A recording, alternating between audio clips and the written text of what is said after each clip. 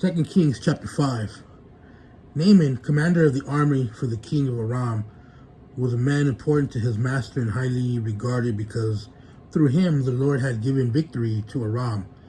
The man was a valiant warrior, but he had a skin disease. Aram had gone on raids and brought back, from the land of Israel a young girl who served Naaman's wife. She said to her mistress, "If only my master were with the prophet who is in Samaria, he would cure him of his sickness, of his skin disease." So Naaman went and told his master what the girl from the land of Israel had said. Therefore the king of Aram said, "Go, and I will send a letter with you to the king of Israel." So he went and took with him 750 pounds of silver, 150 pounds of gold, 10 sets of clothing. He brought the letter to the king of Israel, and it read, "When this letter comes to you, note that I have sent you my servant Naaman for you to cure him of his skin disease." When the king of Israel read the letter, he tore his clothes and asked, "Am I God, killing and giving life, that this man expects me to cure a man of his skin disease? Recognize that he is only picking a fight with me." When Elisha, the man of God, heard that the king of Israel had torn his clothes, he sent a message to the king. "Why have you torn your clothes? Have him come to me, and he will know there is a prophet in Israel." So Naaman came with his horses and chariots and stood at the door of Elisha's house. Then Elisha sent him a messenger who said, "Go wash 7 times in the Jordan, and your skin will be restored, and you will be clean."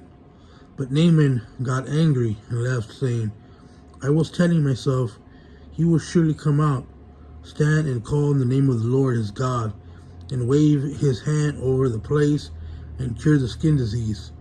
Aren't Abana and Pharpar, the rivers of Damascus, better than all the waters of Israel? Couldn't I wash them and be clean?" So he turned and left his rage. But his servants approached and said to him, "My father, if the prophet had told you to do something great, would you not have done it? How much more should you do it when he only tells you, 'Wash and be clean'?"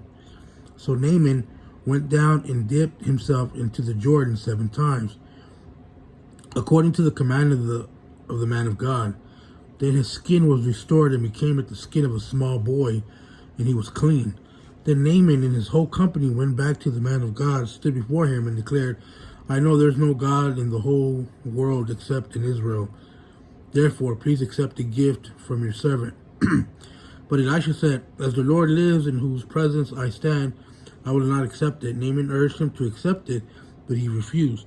Naaman responded, "If not, please let your servant be given as much soil as a pair of mules can carry, for your servant will no longer offer a burnt offering or a sacrifice to any other god but the Lord.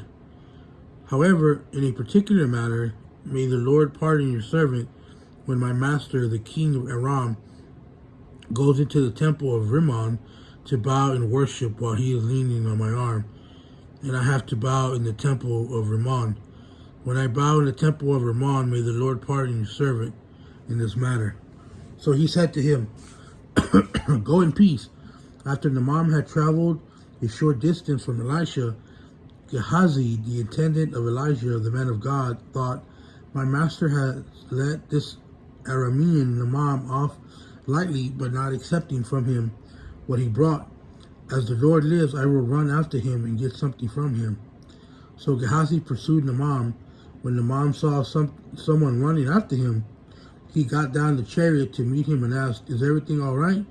Gehazi said, "It's all right. My master has sent me to say, I have just now discovered that 2 young men from the sons of the prophet have come to me from the hill country of Ephraim. Please give them 75 pounds of silver and 2 sets of clothing." But Naaman instead insisted, "Please accept 150 pounds. He urged Gehazi and then packed 150 pounds of silver in 2 bags with 2 sets of clothing. Naaman gave them to 2 of his attendants, who carried them ahead of Gehazi. When Gehazi came to the hill, he took the gifts from them and deposited them in the house. Then he dismissed the men, and they left. Gehazi came and stood by his master. Where did you go, Gehazi? Elijah asked. He replied, your servant didn't go anywhere, and my heart didn't go when the man got down from his chariot to meet you. Elisha said, is this a time to accept silver and clothing, olive orchards and vineyards, flocks and herds, and male, female slaves? Therefore, the mom's skin disease will cling to you and your descendants forever. So Gehazi went out from his presence, diseased, resembling snow.